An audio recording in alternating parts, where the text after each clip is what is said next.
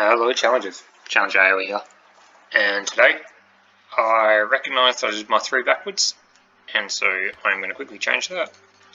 Alright, welcome back after a seamless transition. Today we'll be looking at the Units tab for the custom scenario editor.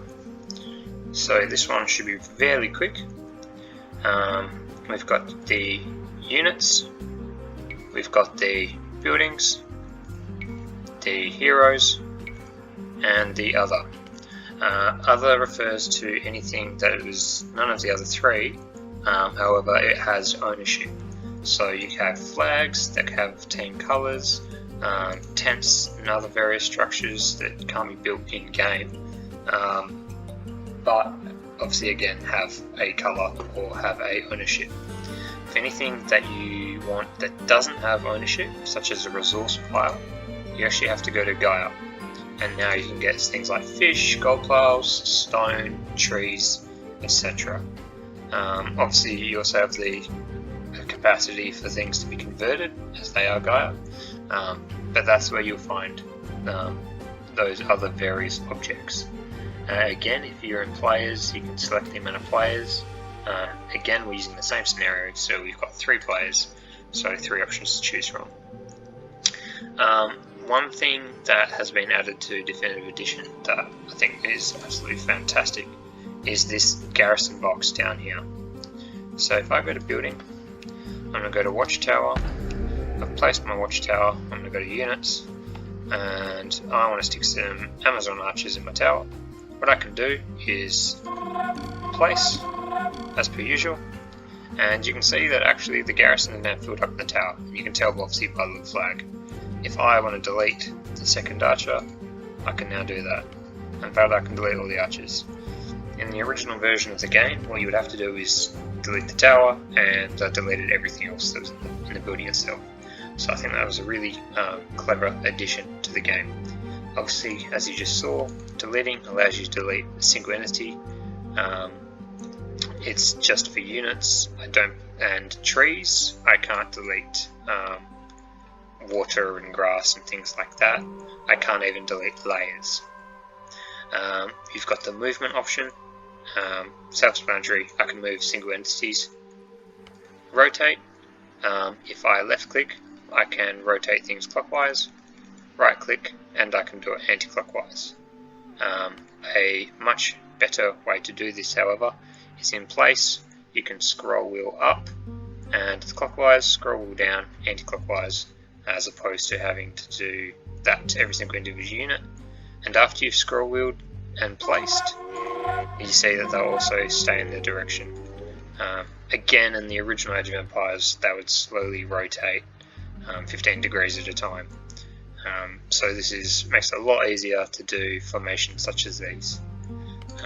You've also got select, and that allows me to select the units and obviously see their details and their information. Also just select buildings if I want to ungarrison them and garrison them, etc. And finally we also have convert, again a new feature. Brush size again determines what kind of area you want to influence, and so what you're doing is you select what player you want to be converted to. So I want things to be converted to player 1, and I only want player 2's knights. So 2 player 1 from player 2, and as you see I scroll over player 2, I'll now gain them as player 1. Going over player 3, nothing.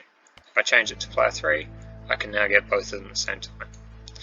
And obviously I'm going to change that back, so I want player 2 from player 1.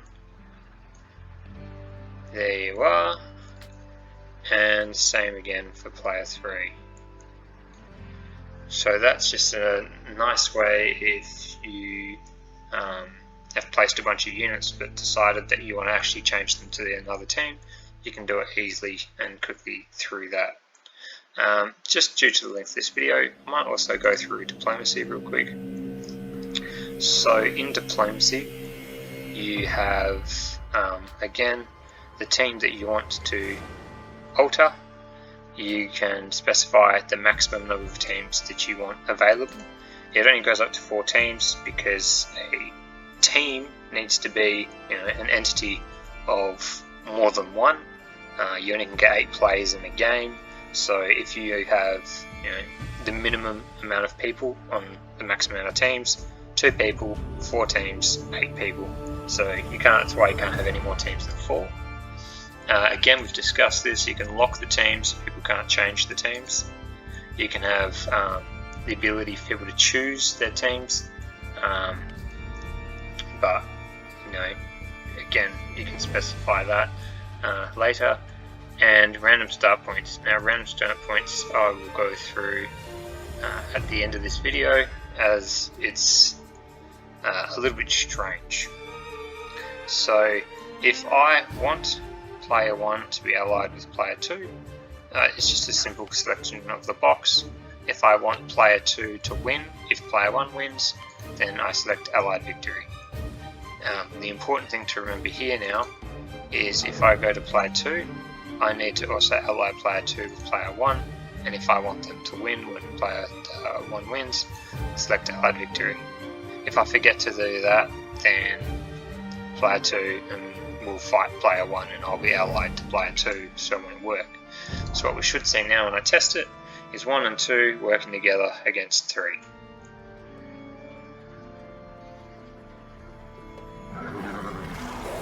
So far so good. And yes, that's exactly what we end up seeing. So I'm just going to quit that.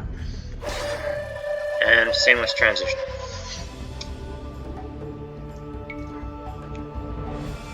Right, so that's how diplomacy works. Quite simple. Now, random start points. If I don't allow players to choose teams and I lock the teams, now if I choose random start points, what it does is if there is a team number that hasn't been supplied any units, it gives them a town centre, 3 villages and a scout randomly anywhere on the map. It's one way to generate random starts, but it's really not that useful. I'm not sure what you would use it for. So as an example, I've now locked the teams. Test. What I should be expecting to see, you can just hear the town centre's been generated. We've all been assigned to a random team.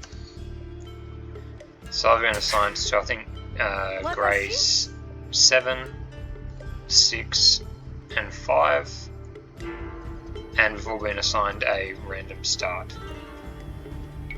I don't know why you'd want that, but hey, that's an option you can do. If I go back to diplomacy, I go don't lock teams, test.